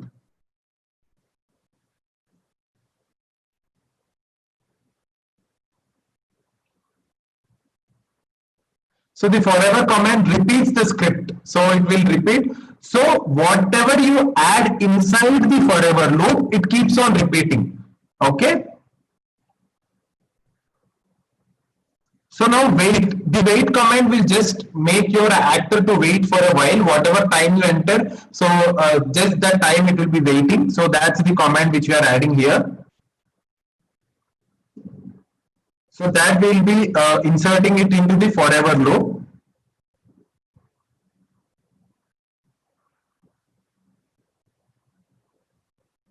So like I told you, it's important to save your project. So then in the next step, we'll be clicking on the physics tab. So I hope you all remember why do we use the physics tab. If you want to set the natural physics laws, the physics laws like force, gravity to be applied onto the stage, we'll be using the physics tab. So now we are using the set gravity. It means that it is setting the gravity to the stage. You know gravity, right? When we drop something from the top, it falls on the ground because of the gravitational force. So we are applying the same gravitational force to this stage.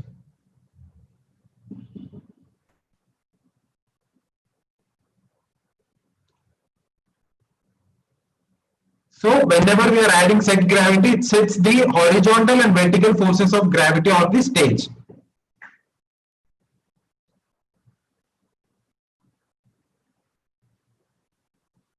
So we should enter the values in the gravity tab. So how much gravity we want to have it on the wall. So for that we'll be having operators. Operators are nothing but your addition, subtraction, multiplication. So there are 4 operators in the Tinker. So we'll be adding that operators to set the values of the gravity.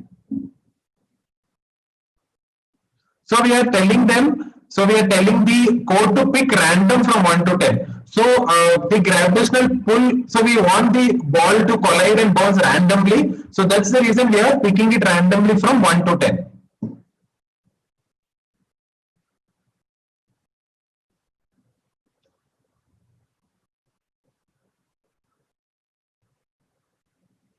Yes, the pick random command generates any random number. So based on the random number, the ball continues to collide and bounce.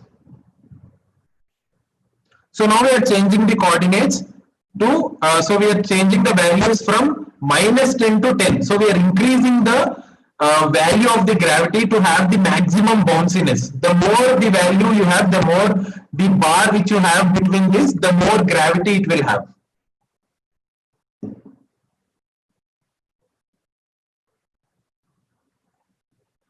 So now we have completed the first part. I've told you, right, there are 2 parts on creating an animation. The first part is coding the stage. The second part is coding the actor.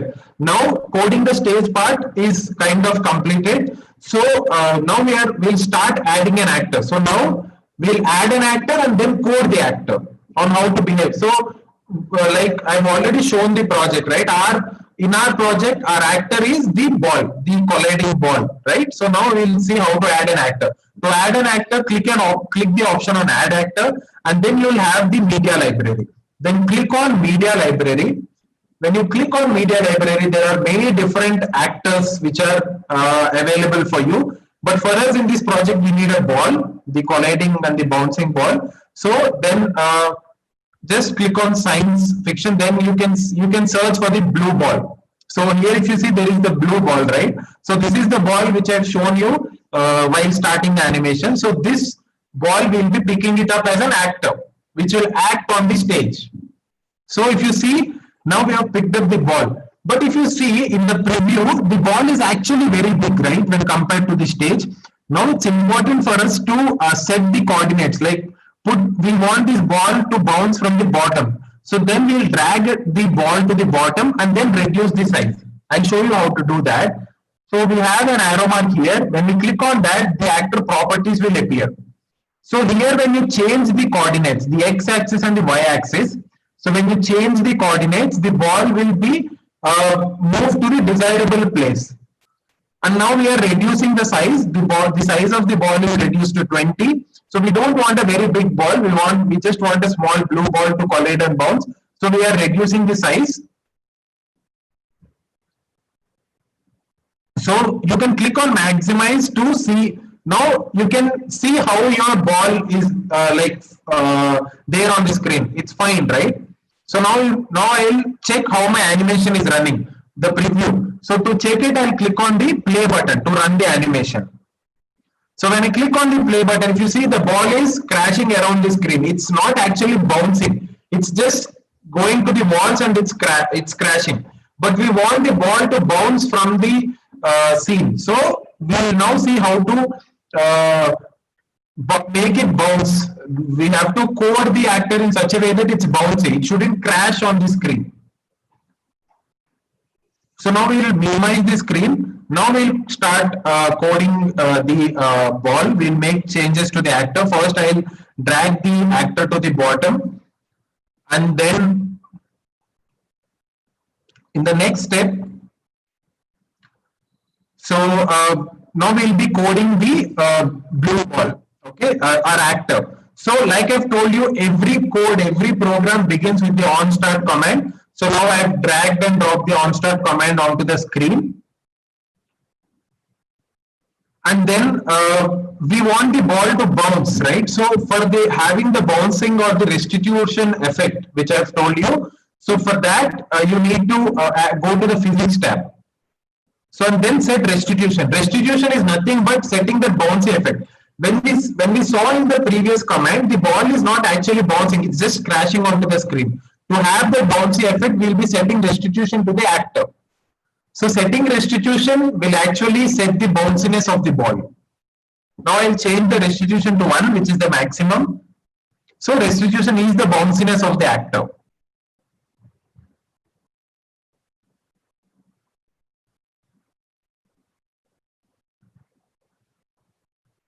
So now we'll check how the actor is performing.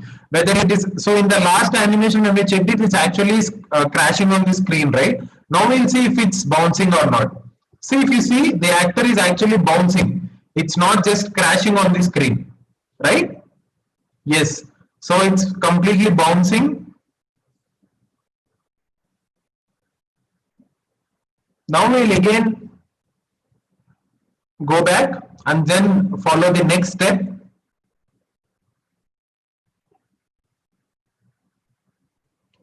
So now if you remember, in the previous steps when we have done, when we have coded the stage, we went to the pen tab and then we removed the print whatever it is marking. That's the reason we are having it as a blank screen. We are not having any markings of the ball. So now to add markings of the ball, we'll again click on the pen tab.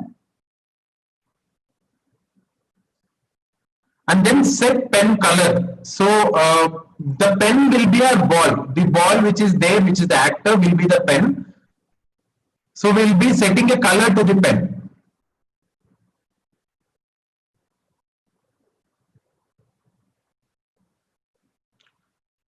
So you can click on the command, which is the set pen to command. So when you click on that, you will have different colors to choose from. So you have different various colors to choose from. So you can click on any color which you want. So here any shade of blue, because the ball is blue. Sorry, I think my screen just crashed.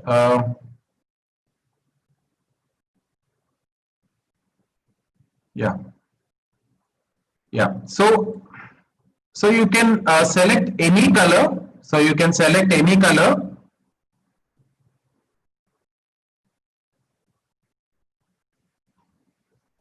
Now, once we selected the color to blue, since the ball is blue, I have selected the blue shade. Now we will set the pen size command. So the pen is our actor, the ball, right? So whenever we set the size of the pen, what happens is how much thick you want the print to be there on the screen. You can determine it using the set pen size command. So now I am dragging the set pen size. Now I am having the size as 50.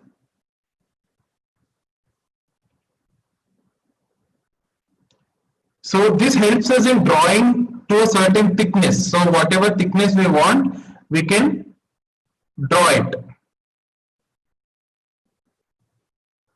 So now if we don't set the pen shade, there will be only one color which we have selected. So we have selected a shade of blue, right? Without selecting the option pen shade, we'll have only one shade of blue. But we want the shade as if the ball is moving from the top to the bottom and from the bottom to the top. So when we want that animation effect, so for that effect, we will be setting the pen shade command.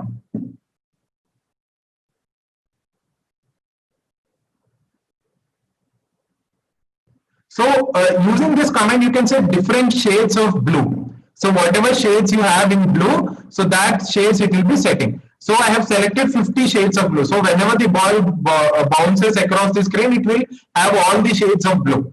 Then we will save the program.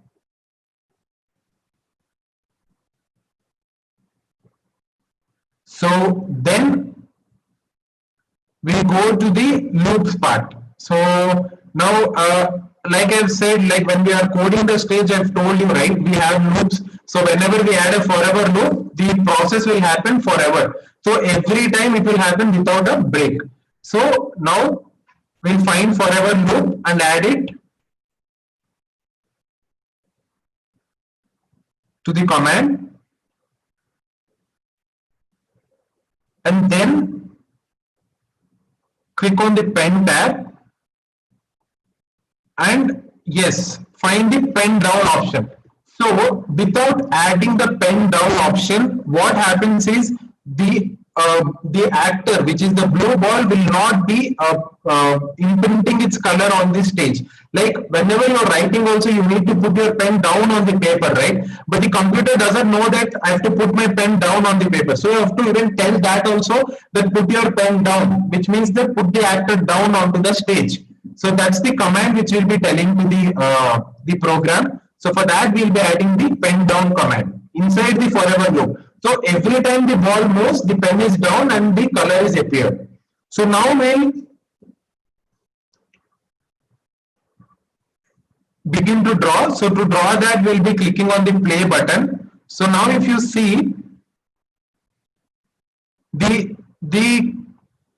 it's actually drawing, right? So whenever it's bouncing, there is a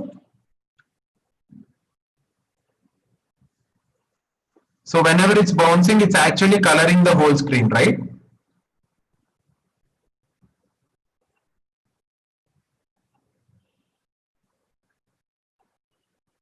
So now if we see, there is only one shade which is appearing. There is only one shade of blue which is appearing. Now to add that effect that the ball is moving, so now we'll program that.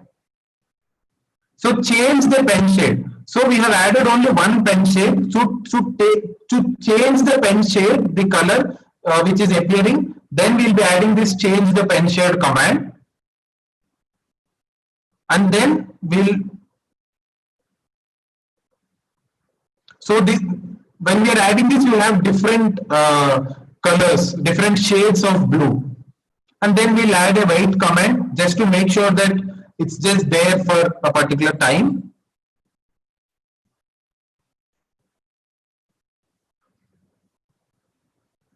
And we'll change the value.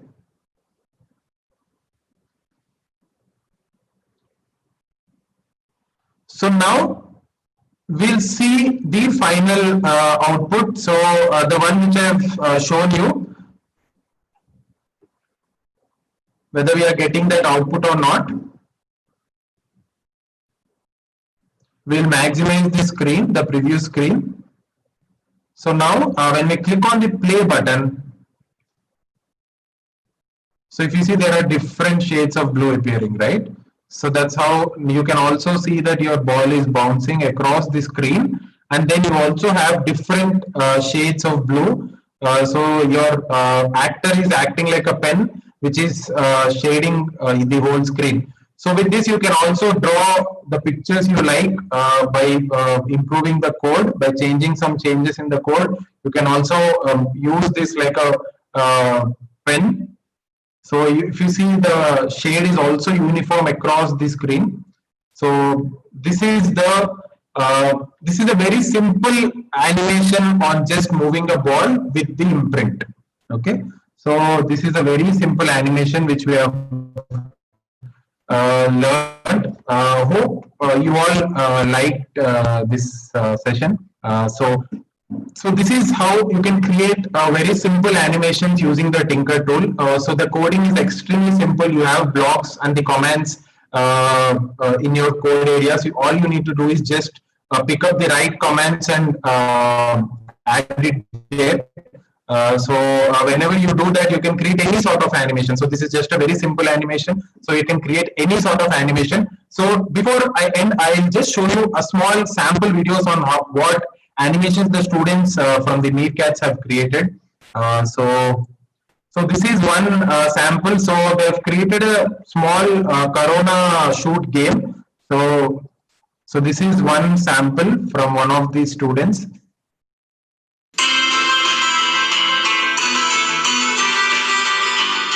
So if you see,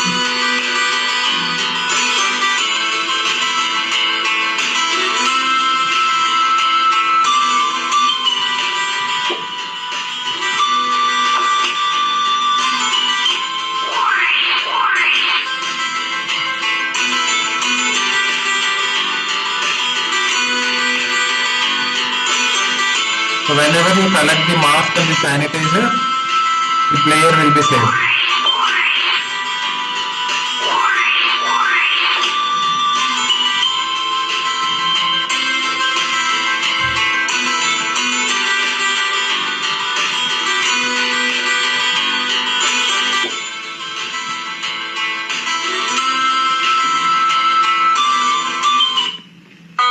The second level.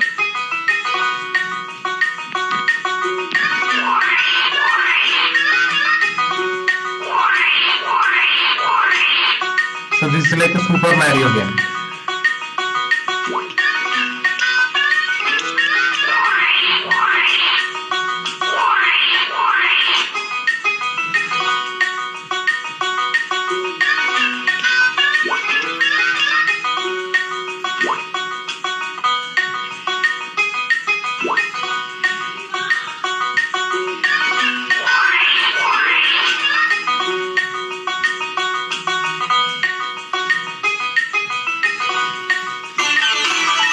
So this is a very simple game based on the Corona, the latest theme which we have given them. So they have created a very simple game using the Tinker. So whatever the application which I have shown you, whatever I have just told you. So this is one application of that. So I'll just show another one which is a little advanced game. So this is the Snake and Ladders game. I hope you all must have played Snake and Ladders. So this is a virtual Snake and Ladders game which our students created. So now when I click, so now I'll get the option to play now. So two players can play this game. So whenever I hit the space bar, the dice will be rolling and then the player will move. So this is all animation created by the students. So now when the other person clicks the space bar, now the second player is moving, if you see. Now there is a ladder and they are climbing the ladder. Now again the player 1 will hit the space bar. Because they climbed the ladder, he got a second chance. So now player 1 will hit the space bar and then, yeah. So this way you can create your own game as well, where you can actually play with your friends. So this is created by one of the students who enrolled for the Meerkats course. So this is how you can create games, you can create animated videos using Tinker as a tool. So I hope you enjoyed the session and you also would want to create such games and animations for yourself. So thanks to the organizers. I'm just sorry.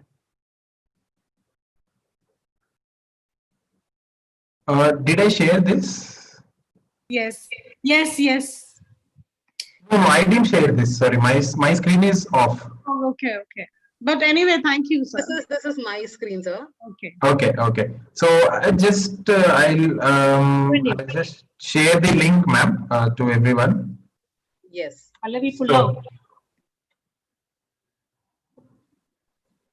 So guys, I hope you liked the games which you saw, which are created. So this is the link which I'm sharing with everyone. You can just click on the link. You'll get one free session on how to create your own game and how to create your own the animation. So you can click on that link and you can also visit meerkats.io. So this is the website.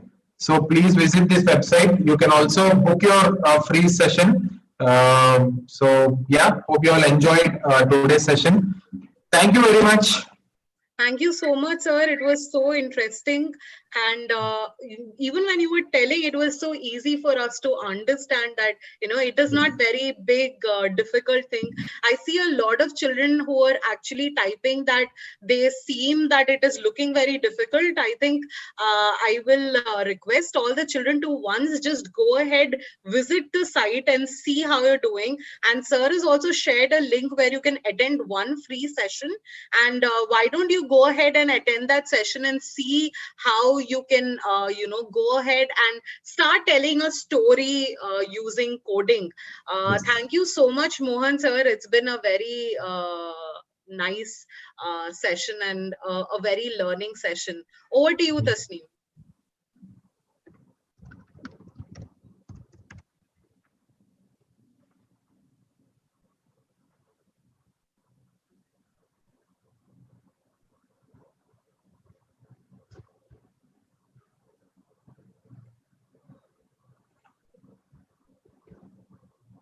Okay, thank you. Thank you so much, Mohan sir. Thank you, children.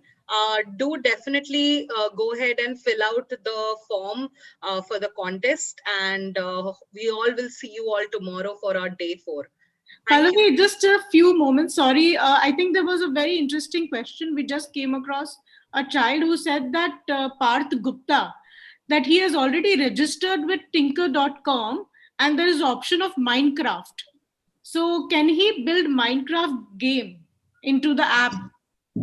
Yes. So they can also build the Minecraft game. So we have all that extensions as well to Tinker. Apart from the animation, so they can also do that in the Tinker website. So yeah, they can just register using the link which I've shared, so that they can explore more of Tinker. So that's a free session for all of them, so that they can explore what are all the options which we can do using Tinker as a tool.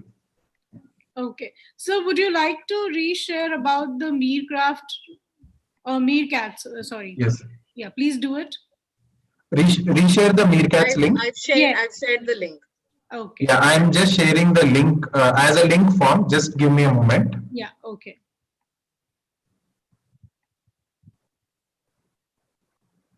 There's another question.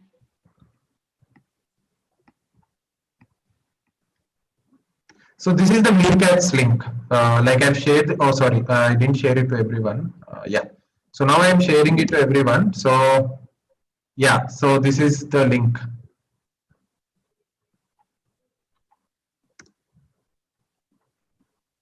I think some of them are not able to open it, sir. Can you just elaborate on that? How should they go about accessing the website? I just checked it. So if there is any issue with opening the, if there is any issue with opening the website, I'm sharing my email ID so they can write to me so that I can directly help them. Because they need permission. That's what some of them are typing over here in the chat box. Yeah. So I'm sharing my mail ID so they can write on my mail ID so that I can give permission to them if there is any obstacle. So I've shared my mail ID so they can write to me on my mail ID, and then I'll have a one-on-one with them. Okay. So students, if you've heard, sir, he has shared his email ID. It's mohan@creyallearning.com. If you face any difficulty accessing the Meerkats website, please contact him personally, and he'll go ahead and assist you. Yes, definitely. Also, there was another question from Hardika, that can the apps be used on Android or PC? It's a PC based. Both. No, this Tinker is actually it's compatible with both, but it's better experienced on a PC, because on a PC you have the whole screen, right? So for coding and experiencing any animation tool, it's always best experienced on a PC, because it requires the huge RAM and the other things, technical things as well, to run the animation. So it's best experienced in PC. Okay. So I guess that has answered a lot of questions. And if there's anything else, children, the floor is open. We still have a few moments before we end the session. In the meantime, Mr. Mohan, would you like to say something about the session today? Yes, I hope everyone enjoyed the session. So don't think that it's difficult because the moment when you see, because I am doing it, when I am demonstrating, you might see a lot of options and you might be overwhelmed with the options, but it's actually very easy. It's all blocky coding. So there is nothing much as a, like, there are two types, right? Like you don't need to write any syntaxes. So when you syntaxes in the sense, I mean, you need not write the actual code. The code is already there in the command area. All you just need to do is just drag and drop the code. So when you actually do it with the course, so now I just have the demonstration on how you can do it. But when you actually do it with the course, when you maybe in your free session, when you opt for the session, and when you actually do it with the code, it's actually very, very easy because the codes are already there, and we'll also explain you step by step on how to first program the coding area, and first how to program the stage area, and then how to program the actor. So when you go it step by step, so that will be very easy for you. So it's actually very easy to code your animation, and that's a very powerful way to tell your story and to create your own game. So thank you so much. I am seeing a lot of messages that you all have enjoyed today's class. Thank you so much for that.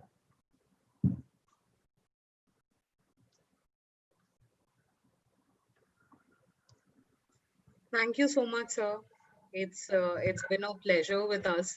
I'm sure if children have any questions, sir has given his personal email ID with us, and you can share or ask any kind of questions there to him with respect to meerkats.io. And I'm sure all of you will go ahead and explore this thing, that a very simple thing that we learned about how we can bounce the ball. It's just the beginning. I'm sure we can all go ahead and make some amazing stories coming alive, or some amazing stories through different games coming alive. So thank you so much, Mohan sir. It's been a pleasure to have you with us. Looking forward for further sessions with you. Thank you so much, ma'am. Thank you. So students, stay tuned for tomorrow again at 10:30 for Archana and Shruti Garodia's session on how India influenced the world. So don't forget to log in at 10 for the session. It's for grades 4 and 5. But all other grades are welcome on YouTube to watch the session live. Thank you very much, Pallavi. Thank you, Mohan sir. And I hope it was a wonderful session. Let's give a big round of applause to both of them for today's session. Thank you so much. And we'll see you back, Mohan sir.